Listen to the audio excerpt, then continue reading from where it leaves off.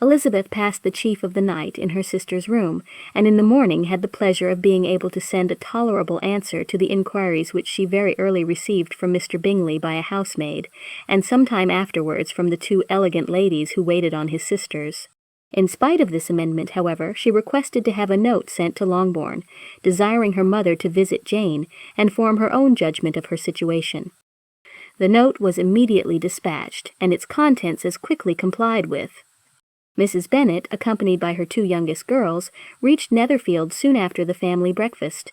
Had she found Jane in any apparent danger, Mrs. Bennet would have been very miserable. But being satisfied on seeing her that her illness was not alarming, she had no wish of her recovering immediately, as her restoration to health would probably remove her from Netherfield. She would not listen, therefore, to her daughter's proposal of being carried home. Neither did the apothecary, who arrived about the same time, think it at all advisable. After sitting a little while with Jane, on Miss Bingley's appearance and invitation, the mother and three daughters all attended her into the breakfast parlour. Bingley met them with hopes that Mrs. Bennet had not found Miss Bennet worse than she expected. "Indeed I have, sir," was her answer. "She is a great deal too ill to be moved.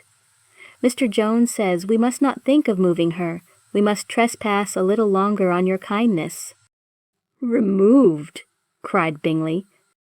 "It must not be thought of. My sister, I am sure, will not hear of her removal."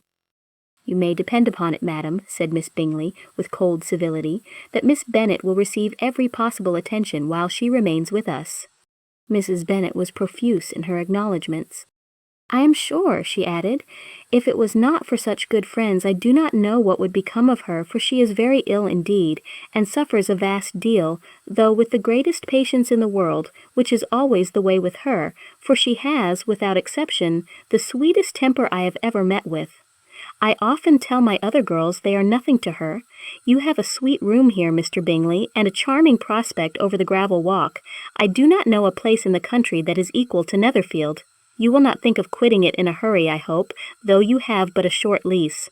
"Whatever I do is done in a hurry," replied he, "and therefore if I should resolve to quit Netherfield, I should probably be off in 5 minutes. At present, however, I consider myself as quite fixed here." "That is exactly what I should have supposed of you," said Elizabeth.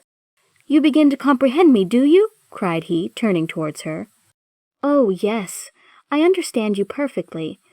I wish I might take this for a compliment, but to be so easily seen through, I am afraid, is pitiful. That is as it happens. It does not follow that a deep, intricate character is more or less estimable than such a one as yours." "Lizzie," cried her mother, "remember where you are, and do not run on in the wild manner that you are suffered to do at home.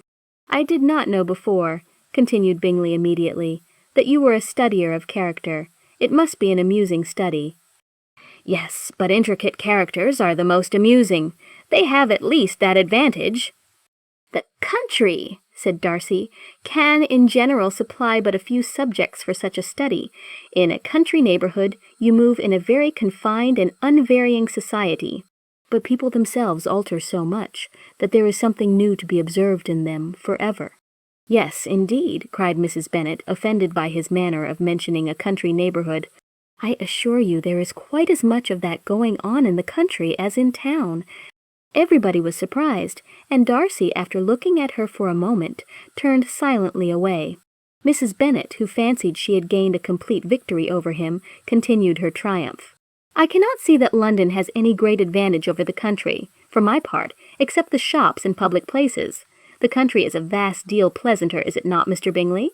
"When I am in the country," he replied, "I never wish to leave it, and when I am in town it is pretty much the same.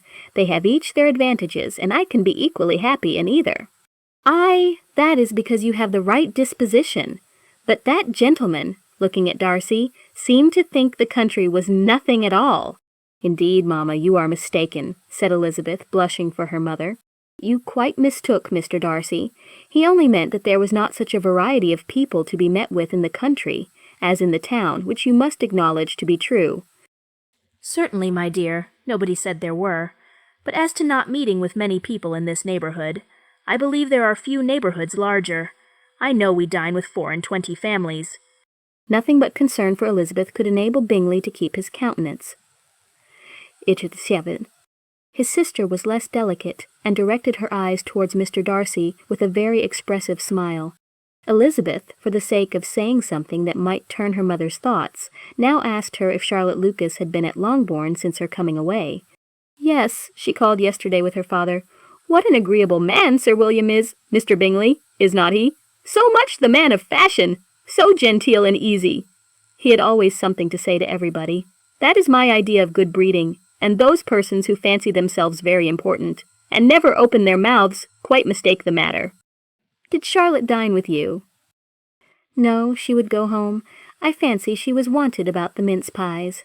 For my part, Mr. Bingley, I always keep servants that can do their own work. My daughters are brought up very differently, but everybody is to judge for themselves, and the Lucases are a very good sort of girls, I assure you. It is a pity they are not handsome. Not that I think Charlotte so very plain, but then she is our particular friend." "She seems a very pleasant young woman." "Oh dear, yes. But you must own she is very plain. Lady Lucas herself has often said so, and envied me Jane's beauty. I do not like to boast of my own child, but to be sure, Jane, one does not often see anybody better looking. It is what everybody says. I do not trust my own partiality. When she was only 15, there was a man at my brother Gardiner's in town so much in love with her that my sister-in-law was sure he would make her an offer before we came away. But, however, he did not. Perhaps he thought her too young. However, he wrote some verses on her, and very pretty they were." "So ended his affection," said Elizabeth impatiently. "There has been many a one, I fancy, overcome in the same way. I wonder who first discovered the efficacy of poetry in driving away love." "I have been used to consider poetry as the food of love," said Darcy. "Of a fine, stout, healthy love it may. Everything nourishes what is strong already, but if it be only a slight, thin sort of inclination, I am convinced that one good sonnet will starve it entirely away." Darcy only smiled, and the general pause which ensued made Elizabeth tremble lest her mother should be exposing herself again. She longed to speak, but could think of nothing to say, and after a short silence Mrs. Bennet began repeating her thanks to Mr. Bingley for his kindness to Jane, with an apology for troubling him also with Lizzie.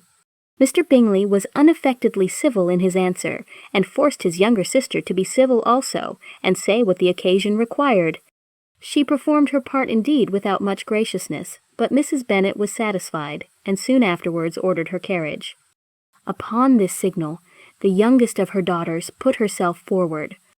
The two girls had been whispering to each other during the whole visit, and the result of it was that the youngest should tax Mr. Bingley with having promised on his first coming into the country to give a ball at Netherfield. Lydia was a stout, well-grown girl of 15, with a fine complexion and good-humoured countenance, a favourite with her mother, whose affection had brought her into public at an early age. She had high animal spirits, and a sort of natural self-consequence, which the attention of the officers, to whom her uncle's good dinners, and her own easy manners recommended her, had increased into assurance. She was very equal, therefore, to address Mr. Bingley on the subject of the ball, and abruptly reminded him of his promise, adding that it would be the most shameful thing in the world if he did not keep it. His answer to this sudden attack was delightful to their mother's ear. "I am perfectly ready, I assure you, to keep my engagement, and when your sister is recovered, you shall, if you please, name the very day of the ball, but you would not wish to be dancing when she is ill." Lydia declared herself satisfied. "Oh, yes, it would be much better to wait till Jane was well, and by that time, most likely Captain Carter would be at Meryton again. And when you have given your ball," she added, "I shall insist on their giving one also. I shall tell Colonel Forster it will be quite a shame if he does not."